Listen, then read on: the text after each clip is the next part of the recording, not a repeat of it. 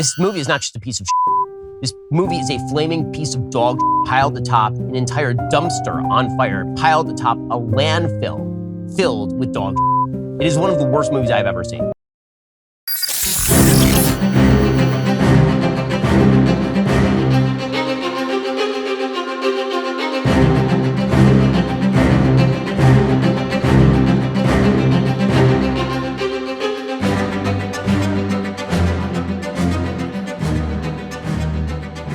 I honestly wasn't going to do a video on this, but I just couldn't help but have this like little scratch, in large part because of seeing Ben Shapiro decide to weigh in on it. Also, it was a box office hit, so it probably has something to say about our current cultural and political moment. But I'm going to avoid, or attempt to avoid, being cynical in this essay as much as possible, because looking at everything through a purely critical theory lens, which I like to do, can be kind of a bummer sometimes. So I'm going to do a more optimistic approach. Now, I know Ben's response was, of course, expected. It was on brand. Yet I couldn't help myself. He dressed up like Ken in the exact outfit that Ken wore in the film during one of the scenes.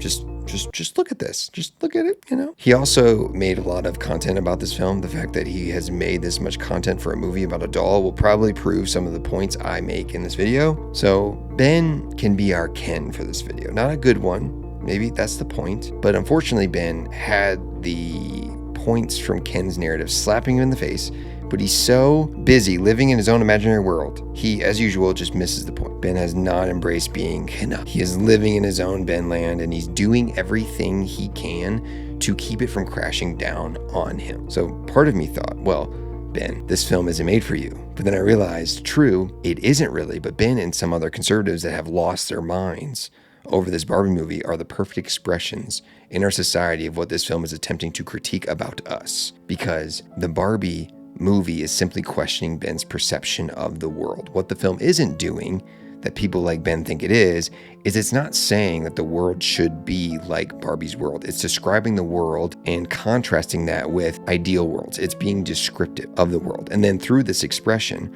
is asking the audience, do you take offense to this? Do you take offense to how our world operates? And if you do, maybe you're not alone in taking that offense.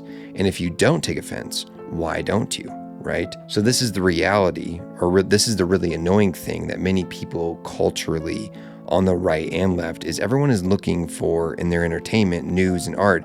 They're looking for what people are saying and how the world ought to be through that art. They're looking for prescriptive statements.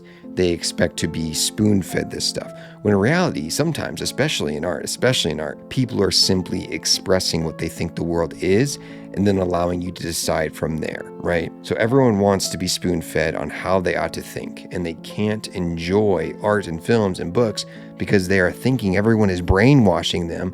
But in reality, people often are just making observations about their experience. It's that simple. What does it say about your worldview if your worldview needs to be continuously creating a new boogeyman just to avoid those intrusive thoughts that would force you to question your norms and ideals? But anyway, in some sense, the Barbie movie is giving us a history lesson on Barbie as an idea and symbol, a symbol with a complex history, a symbol that oftentimes embraced consumerist culture problematically, but also acted as a symbol that showed women that they could aspire to be something other than simply a mother, for example. And this is the very worldview that goes against Ben's. Ben wants women to be mothers. He doesn't want nuance. That goes against his brand, his norm, right? His little Ben land. Okay, so I claim that the film has nuance because it provides this recognition of the potential female empowerment Barbie expresses. The symbol or ideal that Barbie had,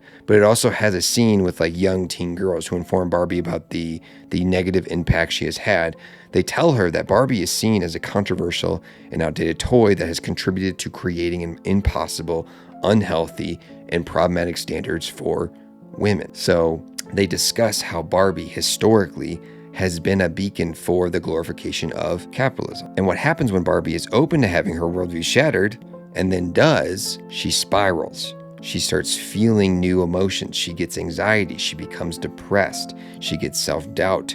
For the first time, every day is no longer the best day. She's acknowledging the criticisms leveled against her from the real world. Her ideal shatters when she faces reality. Her idea of normal shatters. Okay, but let's backtrack for a second. The film opens in Barbie land. Barbie is living her best day every day. But what about Ken? Let's focus on Ken, given that I'm also a male, so this fits better with my own experience. Ken in Barbie land is anxious, insecure, and only sees any semblance of peace when he has Barbie's attention. Ken represents the complexities of modern masculinity and male fragility. If you'd like to see this firsthand, just go and hop on Twitter, you know? But Ken, he is meant to reflect the feelings some men have in the real world who feel marginalized or disempowered in the face of pressures of gender equality and women's empowerment movements, right? And as we see today with some men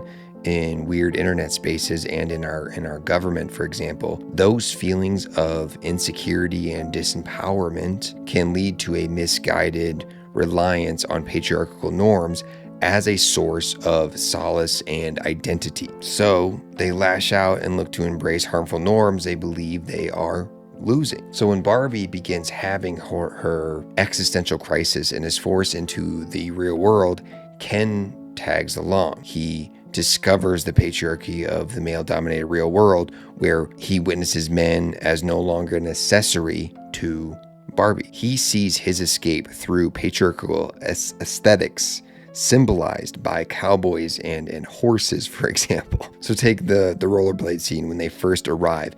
Ken has his first feelings of empowerment because he notices people's eyes on him, where Barbie notices those same eyes, yet sees them in a new light as disempowering. So Ken decides to learn more about this patriarchal system, one where men hold the majority of the power. This is the system that on the surface seems to offer Ken the validation and significance he feels he lacks in Barbie land. It's a system that he is confronted with that makes him feel like more than merely an accessory. Ken then decides to bring his patriarchal system back to Barbie land, creating his own kingdom, or Kendom. Basically, it's his attempt to create the real world in Barbie land where Kens can be the main characters instead of the sidekicks to Barbie. However, Ken soon faces a harsh reality. Dismantling feminism and establishing a patriarchal system involves more than just adopting the superficial aesthetics of patriarchy. It's not just about, donning the trappings of power or changing the decor. It's about fundamentally altering societal structures and norms, which is far more complex and challenging task than he accounted for. It's difficult. This is why we can't change it in our own society. You cannot simply embrace horses and cowboys, just as in our world, you cannot simply lift weights and listen to your alpha bro guru to protect your fragile masculinity. You are existing within an ideal that doesn't actually exist in the real world, within reality. We as humans are much more complex, and our often narrow perceptions of identity can cause external harm. Moreover, Ken's attempt to establish a patriarchal system in Barbie land, for example, is met with resistance. The inhabitants of Barbie land, who have thrived in a feminist utopia, are not willing to simply surrender their agency and equality. This resistance further contributes to Ken's disillusionment, right? This narrative arc serves as a critique of the patriarchal system. It highlights the difficulties and complexities involved in maintaining such a system and underscores the resistance that can arise when attempts are made to impose patriarchal norms in a society that values equality. It also emphasizes the emphasis or emptiness of patriarchal power when it's stripped to its societal structures and reduced to mere aesthetics. It doesn't have much to say then, because it's merely an expression of our own insecurities, because many of us collectively struggle to embrace an identity that could question the established norm. In essence, though, Ken's journey from Barbie land to the real world and back again is a symbolic exploration of the challenges and pitfalls of patriarchal systems. It underscores the importance of moving beyond superficial power dynamics towards a more nuanced understanding of equality and societal structures. But maybe the point is that in many ways, these ideals that we give so much value, they oversimplify and strip us away of our own humanity. They distract us from understanding the human struggle we share, the struggle of finding meaning, the struggle of building relationships together without falling into weird power dynamics, and even the struggle of the more cosmic questions such as death. So in response, we fixate on established and oversimplified norms because they allow us to escape those questions. Ben is like Ken in this regard. He is fixated on an outdated ideal that doesn't fully grasp the essence of our humanity, our shared humanity. Ben is a sad, angry, and scared Ken. So think about how Barbie in Barbie Land doesn't actually have water in the shower. She doesn't actually eat. She doesn't actually drink. She simply goes through the motions. The same with Ken. It's representing a false reality. I think we too often look to identify ourselves with, a relationship to the norms that society sets for us, especially in regards to gender, for example. But when Barbie and Ken go into the real world, they go their separate ways, for example. Neither Barbie or Ken are really the center of attention. They share the stage, both exploring their identities while evaluating the norms of the past that they had become accustomed to. They are forced to do this because they are beyond the place of their previous imaginary ideals where, for example, the showers don't actually have water, where you don't actually eat food, where you simply participate in the act of living without actually living. So when we move beyond our false ideals, we are forced to face the uncertain nature of our true reality and our humanity, for that matter. And Ken's existence, primarily in relation to Barbie, reflects the traditional gender roles that are often enforced in society. Ken is portrayed as having no purpose or identity outside of his relationship with Barbie, which is a critique of the societal norms that define individuals, particularly women, by their relationships rather than their individual identities. So Barbie must learn to define herself beyond the previous norm, which was her unrealistic standards for women that don't fit the real world paradigm that women actually face, right? Instead, she had to evolve into a symbol of empowerment and change.